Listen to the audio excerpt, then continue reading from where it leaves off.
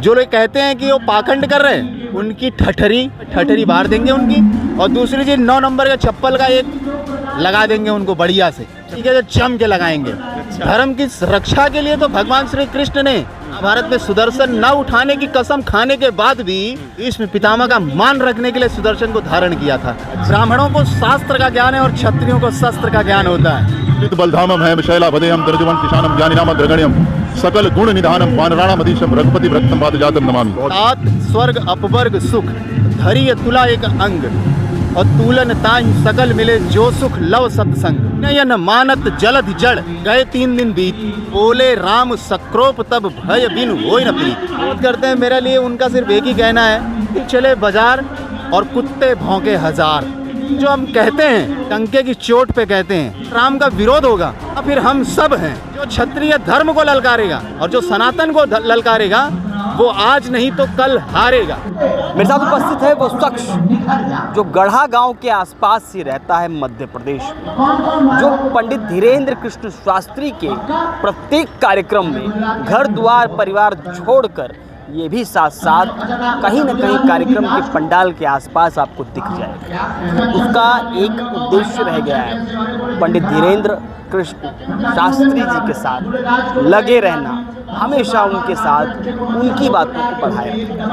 उपस्थित है राजन सिंह नाम है इनका। हम इनसे बात करते हैं गढ़ा गांव के वो निवासी जो आज संपूर्ण विश्व में हिंदुत्व का अलख जगा रहे हैं, जो एक अलग प्रकाश कर रहे हैं, भारत को हिंदू राष्ट्र बनाने की मांग पर अड़े हुए हैं। हिंदुओं को जगाने, उनको आक्रोशित इसलिए करना कि सनातन की रक्षा करना है, इसलिए कर रहे हैं। ऐसे पंडित धीरेन्द्र शास्त्री के बारे में हम जानते हैं, उनके गांव के बारे में, और अब तक के प्रभाव के बारे में। सबसे पहले आपका कितना नाता रहा, और कई बार ऐसा होता है कि आप क्षत्रिय सिंह लगा, तो क्षत्रिय एक ब्राह्मण के साथ हमेशा देखा गया है क्षत्रिय रहता जरूर है ब्राह्मण, लेकिन ब्राह्मण से ज्ञान लेता है और चलता है। कितना ज्ञान प्राप्त कर पाए, कोई मंत्र आदि सब याद है? मंत्रों की तो बात तो ऐसी की जाए कि सनातन धर्म में मुझे लगता नहीं है कि ऐसा कोई भी बच्चा या ऐसे कोई भी माँ बाप इस सृष्टि में नहीं है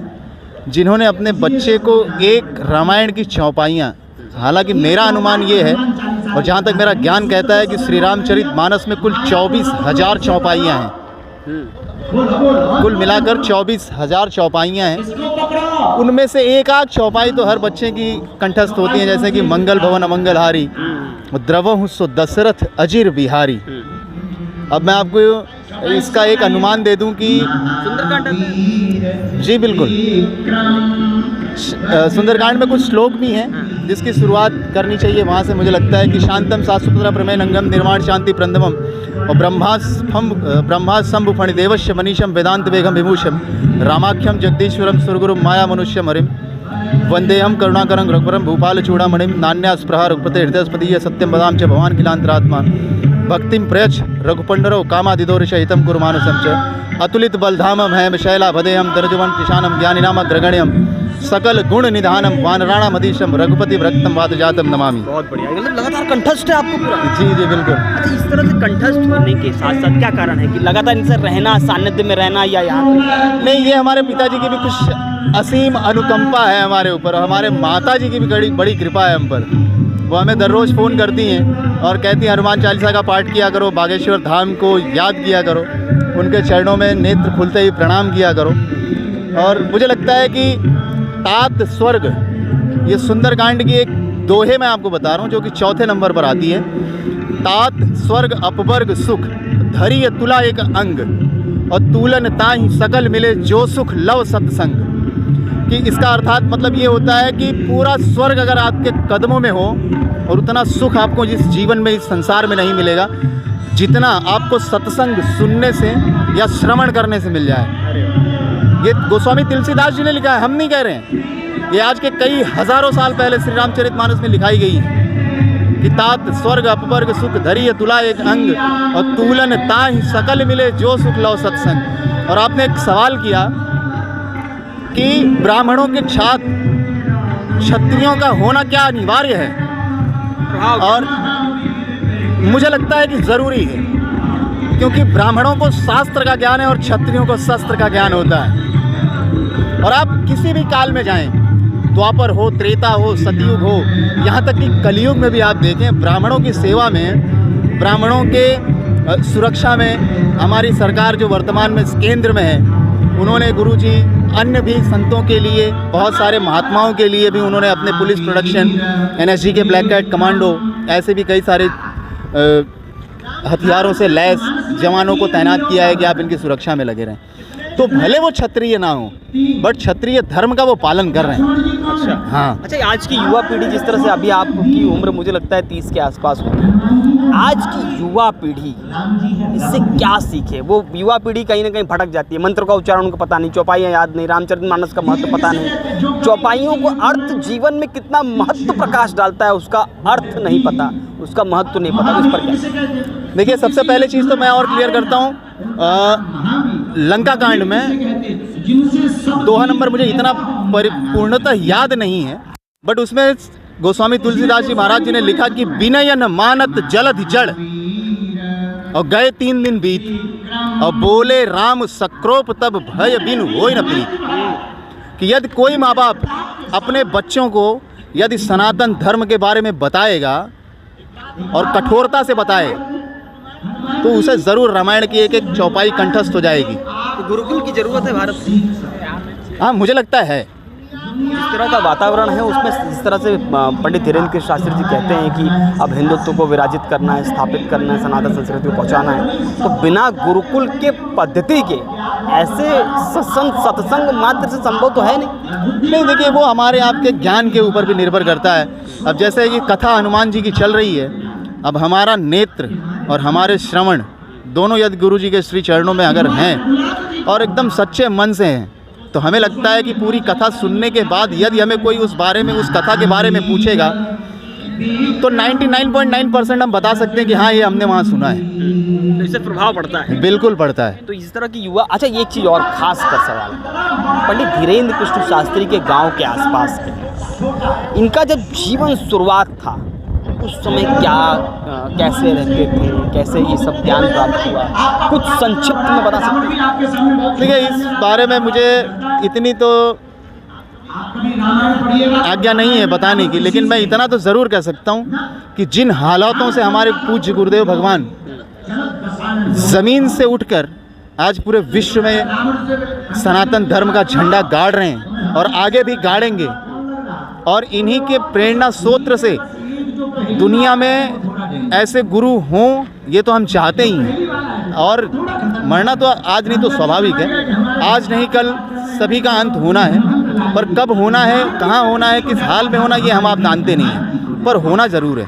हमें लगता है गुरु जी के जब तक ये जीवित हैं, इनके जीवन के, ये जब तक जीवित हैं, उसके बाद भी इनका नाम इतिहासों में लिखा जाए। नहीं, लेकिन जब इनके गांव में ये रहते थे शुरुआती दिन, उस समय की स्थिति क्या थी? स्थिति में मैं आपको इतना कह सकता हूँ कि जैसे गुरुजी भी अपने कथा में स्वयं भी कहते हैं कि हमने वो दिन बहुत करीब से देखे हैं, जब पैसा पास होता है तो सब साथ होता है, और जब पैसा पास साथ नहीं होता तो हर कोई छोड़ के जाता है। और गुरु जी के जीवन में भी ऐसी बहुत सी कठिनाइयाँ हैं, बहुत सी ऐसी बातें हैं कि जो वो स्वयं भी कहते हैं, हालांकि हम उनके शिष्य हैं, लेकिन हम इतना तो ज़रूर कह सकते हैं कि जिस जगह से वो आए, जिस जगह से उनके माता पिता ने इनको जन्म दिया, इनको पाल पोस कर इतना बड़ा किया, और इनके पूज्य गुरु भगवान श्री जगत गुरु नारायण के श्री सेवक जी जगत गुरु रामभद्राचार्य जी महाराज जी ने अपने शरण में लिया, और वहाँ से जब ये निकले और उसके बाद जो इनकी कथा और उनके बाद जो इनका दिव्य दरबार, ये देखने लायक है। अच्छा, ये आपको पता है कि लगता है कि जिस तरह से चल रहे हैं उस तरह हिंदू राष्ट्र बन पाएगा? कई बार इनकी परिश्रम, इनकी पराकाष्ठा, इनकी सब कुछ चेष्टा पर सवाल उठते रहते हैं, इनकी इच्छा शक्ति पर सवाल उठते रहते हैं, इनके कामकाज पर सवाल उठते रहते हैं, इनके दिव्य दरबार पर सवाल उठते रहते हैं। इन पर आप कैसे? देखिए, मानो तो देव, नहीं तो पत्थर। अभी साक्षात अगर हम गुरु जी को किसी मंदिर में खड़ा करने के लिए कह दें तो लोग इनको पूजेंगे नहीं, इनको सिर्फ जानेंगे कि ये धीरेन्द्र कृष्ण शास्त्री हैं। लेकिन ठीक इन्हीं के बगल में अगर हम भगवान श्री मर्यादा पुरुषोत्तम श्री रामचंद्र जी की मूर्ति, साथ में माता जानकी और अनुज श्री लक्ष्मण भैया को रखें तो पूरी दुनिया उनके चरणों में सर नवाएगी और उन्हें झुककर प्रणाम करेगी। तो मेरा मानना ये है कि सनातन धर्म का एक एक व्यक्ति, एक एक बच्चा, एक एक बूढ़ा, एक एक जवान, एक एक माता, एक एक बहन और हर वो एक स्त्री अपने जो विरोध करते हैं, मेरे लिए उनका सिर्फ एक ही कहना है कि हाथी चले बाजार और कुत्ते भौंके हजार। लेकिन हम जो कहते हैं, अब आप अपने रूप में आ रहे हैं, हाँ, रंग में। और हम जो हम कहते हैं वो हम डंके की चोट पे कहते हैं। क्यों? क्योंकि हम ये श्री बागेश्वर धाम को अपने हृदय से धारण करके चलते हैं, इसलिए डरते नहीं हैं। कोई भी हो, फिर चाहे वो सेना हो, चाहे वो बजरंगी सेना हो, जहाँ राम है वहाँ हम हैं। अच्छा, हाँ, और जहाँ राम का विरोध होगा वहाँ फिर हम सब हैं। अच्छा, हाँ, क्षत्रिय धर्म का पालन। हाँ, क्षत्रिय धर्म को ललकारेगा जो वो हारेगा। हाँ, जो क्षत्रिय धर्म को ललकारेगा और जो सनातन को ललकारेगा वो आज नहीं तो कल हारेगा। हाँ। अच्छा, जो लोग कहते हैं पाखंडी हैं, भोगी हैं, उन सबको क्या कहते? उनके लिए तो हमारे चप्पल के 9 नंबर हैं। हाँ, जो लोग कहते हैं कि वो पाखंड कर रहे हैं, उनकी ठठरी, पहली चीज़ तो हमारे गुरुजी के भाषा में ठठरी बाहर देंगे उनकी, और दूसरी चीज़ 9 नंबर के चप्पल का एक लगा देंगे उनको बढ़िया से। अच्छा, पूरे तरीके से जम के लगाएंगे। अच्छा, हाँ, मानेंगे नहीं? नहीं, बिल्कुल नहीं। वो लोग तो कहते हैं कि हम भी देख लेंगे। अरे उनको देखने से क्या होता है, वो हमें देखेंगे और हम अपने आप को दिखाएंगे। फिर आपको कभी कोई ऐसी बातें करते लगता नहीं कि आक्रोश फैला रहे हैं ऐसा कुछ? नहीं, हमें तो नहीं लगता कि धर्म के प्रचार ऐसे। धर्म के प्रचार में तो सब कुछ जायज है।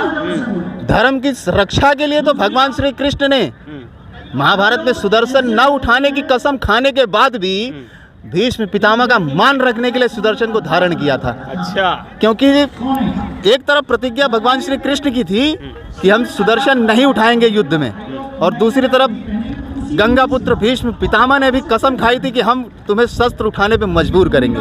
तो धर्म की रक्षा के लिए तो उन्होंने 99 पुत्रों का।